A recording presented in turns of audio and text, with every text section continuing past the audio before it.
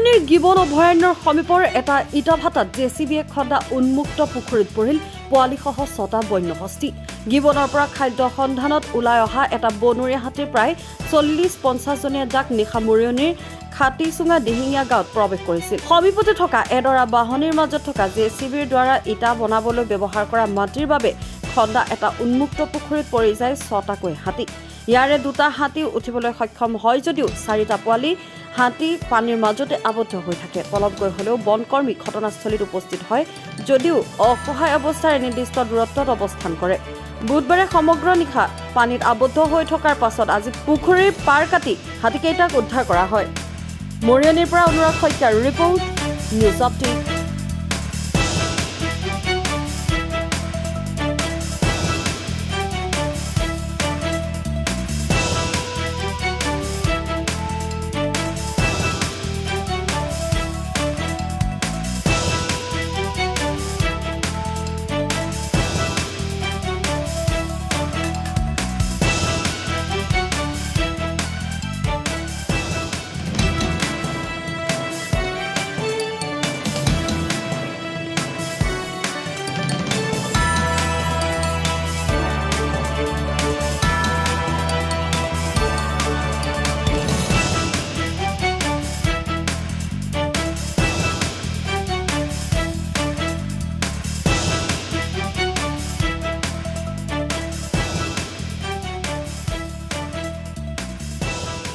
কালি গধূলি ইয়াত হাতী পৰাটো কালি এইটো প্ৰায় 1:30-2টামান বজাত পৰিছে।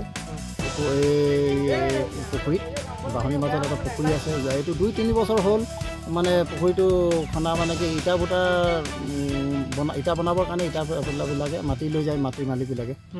কাৰ হয়তো এইটো পুখুৰীটো মানে কি মাটিৰ মালিক আৰু ইটা ভুটাৰ মালিকৰ লগত কিবা বুজা কৰি পিনি কিবা লেনদেন পইচা পতা কৰি পিনি মাটিটো খেতি নোহোৱাৰ কাৰণে মানে পুখুৰীৰ কাৰণে এইটো মাটি খানি কেঁচা ইটা বনাবৰ কাৰণে লৈ যায়। সমগ্ৰ অঞ্চলত ভালেকেইটা পুখুৰী আছে, এইবোৰতো বৰ ইয়াতো বিপদজনক। ইয়াতো আছে যে পায় তেনেকৈ যাৰ লগত মাটি মানে কি মাটিৰ মালিকৰ লগত ইটা ভুটাৰ মালিকৰ এইটো বুজা পৰা থাকে। তেওঁবিলাকে আৰু খেতি নোহোৱাৰ কাৰণে বাম মাটিৰ কাৰণে মানে ধানটো নহয় তেনেকৈ সেইটো কাৰণে মানে কি পুখুৰী খান্দিবলৈ দি দিয়ে। হাতীটো কিমান দেৰি আবদ্ধ হ'ল? হাতীটো কালি প্ৰায় 1:30-2টা বজাৰ পৰা পৰি আছে। এতিয়া 9টা বাজিব হৈ গ'ল আৰু দিনত। এতিয়া জেচিবি আহিল, এতিয়া জেচিবি খান্দি ৰাস্তা উলিয়াই। প্ৰথম অৱস্থাত 6টা পৰিছিল। 6টা পৰিছিলে। দলটো আছিলে 11-18জনীয়া তেনেকুৱা দল আছিলে।